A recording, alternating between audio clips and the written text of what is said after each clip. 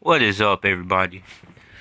So today I'm going to be giving you some news and my predictions for the AFC Championship game against the Jacksonville Jaguars and New England Patriots. Now, this I'm just going to be straight honest. My Steelers lost last week to the Jaguars, and I was utterly destroyed. I was lost for words. I didn't know what to say. I mean, we came back, but that Jaguars defense is just something. They had us down 21-0. That's one thing. But for me, what I think Jacksonville is going to beat New England, no doubt.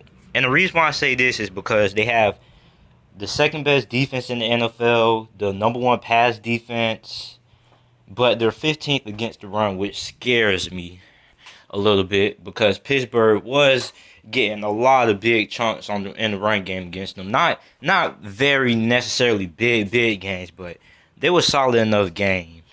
But the interesting matchup to me is going to be Jalen Ramsey. Will he be matched up against Rob Gronkowski? That's what I'm wondering. It was a few reports today that came out about Todd Wash, I think the defensive coordinator for the Jacksonville Jaguars, saying that Jalen Ramsey was not going to match up against Rob Gronkowski, but I don't think that's going to be true. I think Jalen Ramsey will match up with Rob Gronkowski. I just think the Jaguars aren't trying to give up their game plan so the Patriots can counter plan. I think Jalen Ramsey will match up Rob Gronkowski. They won't match up every play, but they will match up a few plays because Jalen Ramsey is a big physical corner at 6'1". What he is, 6'1", 220, 230. And Akeem Talib got put on him a few years ago for the interesting. But also, Telvin Smith is a pretty good it's pretty good in coverage too. And Miles Jack. They have a fast linebacking core, and the Jaguars are 6th in the NFL when it comes to yards given up by tight end, which is among the best in the NFL. They only gave up 662 receiving yards to tight ends, so they're pretty good. The defense doesn't scare me at all because I know the pass rush is going to get to Brady because teams with good defenses have won the Foxborough and have overcame the refs and have beaten the Patriots. Then my big question is Blake Bortles. Are we really relying on Blake Bortles to go into Foxborough and lead the Jacksonville Jaguars to the Super Bowl? I just can't trust Blake Bortles. I mean, we already know the Jaguars are going to take out your team's best weapon. The Jaguars' best weapon is Leonard Fournette, and we don't know if he's 100% coming off that ankle injury that he suffered against Pittsburgh. He still came back and played. He didn't have the same, but he wasn't running with the same intensity he was before the injury happened. So we know the game is going to come down on Blake Bortles' shoulders. A 2-minute drive, will he be able to lead the Jaguars down the field and score a touchdown? Because he's going to have to play he's going to have to play the best game of his life. I really don't know. I think what New England's going to do, they're going to stack the box, and they're just going to force Blake Bortles to beat them through the air. That's what Pittsburgh should do. I couldn't understand why we weren't doing that. I think New England's going to force the Jaguars to have to win through the air. But I still think Jacksonville wins.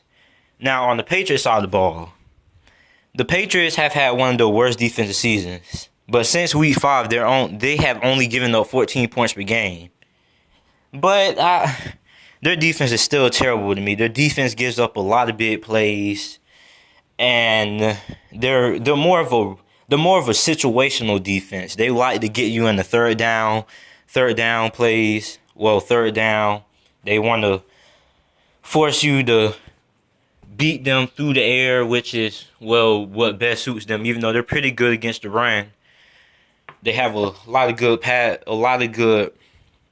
run stuffers. They won't really get at you with the pass rush. They don't really have a good pass rusher ever since Dante Hightower went there. But the Jaguars don't really have nothing prolific on offense anyway, so other than running the ball. So I don't really think the defense should have any problem stopping it.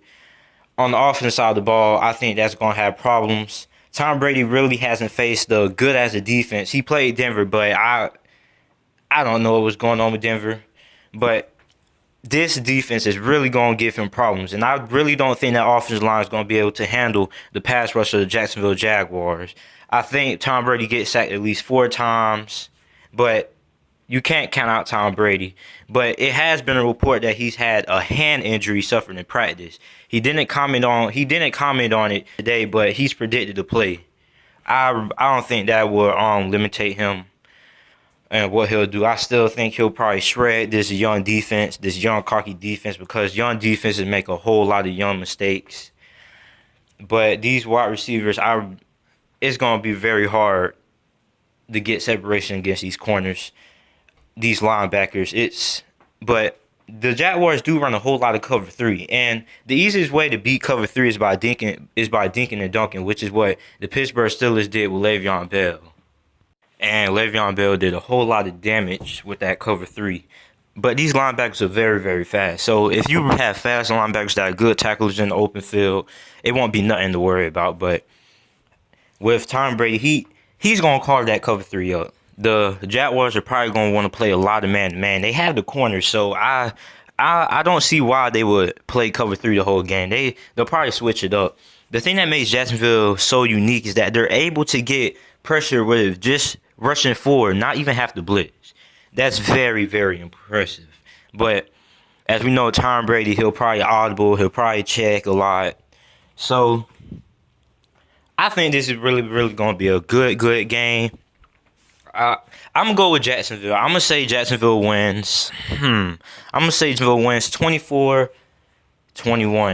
I think it's going to be very, very contested. But the way I see this happening, if Jacksonville is able to get the lead and hang on to it like how they did against Pittsburgh, that's how they're going to win the game.